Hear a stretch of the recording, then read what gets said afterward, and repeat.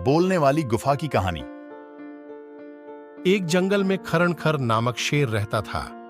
एक दिन वह शिकार की तलाश में बहुत दूर निकल गया। शाम हो चुकी थी, कोई शिकार हाथ नहीं लगा था। ऊपर से वह थक कर चूर हो चुका था। तभी उसे एक गुफा दिखाई पड़ी। वह गुफा के अंदर चला गया। गुफा खाली थी। शेर ने सोचा, अवश्य यहां रहने वाला जानवर बाहर गया है। रात होते होते वह गुफा में वापस जरूर आएगा। ऐसा करता हूं, तब तक यहीं छुपकर बैठता हूं। जब वह जानवर आएगा तो उसे मारकर खा जाऊंगा और अपनी भूख मिटाऊंगा। वह गुफा में एक कोने में छुपकर बैठ गया। वह गुफा दक्षपुच्छ नामक गीदड़ की थी। जब वह लौटकर आया और गुफा के पास पहुंचा तो देखा कि शेर के पंजों के निशान उसकी गुफा के अंदर जा रहे हैं, लेकिन बाहर आते हुए पंजों के निशान उसे दिखाई नहीं पड़े। वह समझ गया कि उसकी गुफा में कोई शेर गया है। उसे यह भी संदेह था कि वह अब भी अंदर ही बैठा हुआ है।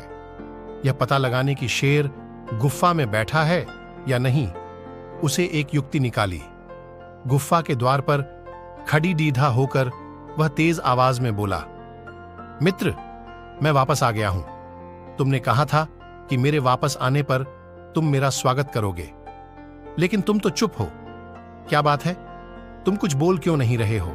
जब गीदड़ की आवाज शेर के कानों में पहुंची तो उसने सोचा कि यह गुफा अवश्य गीदड़ाच के आने पर उसका स्वागत करते हुए कुछ कहती है। शायद मेरे यहां होने के कारण आज यह चुप है। अगर गुफा कुछ न बोली तो कहीं गीदड़ को संदेह न हो जाए और वह वापस न चला जाए। इसलिए वह गरज कर बोला, आओ मित्र, तुम्हारा स्वागत है, जल्दी अंदर आओ। शेर की गरज सुनकर गीदड़ डर गया। वह उल्टे पैर वहां से भाग गया। इधर शेर बहुत देर तक गीदड़ के अंदर आने की प्रतीक्षा करता रहा, लेकिन सब व्यर्थ रहा। अंत में उसे समझ आ गया कि गीदड़ उसे मूर्ख बनाकर भाग गया है। शेर को अपनी मूर्खता पर बहुत क्रोध आया, किंतु अब वह क्या करता? शिकार उसके हाथ से निकल चुका था। कहानी की सीख, भविष्य के संकट को भांपकर जो बचने की युक्ति निकाल ले वह बुद्धिमान होता है।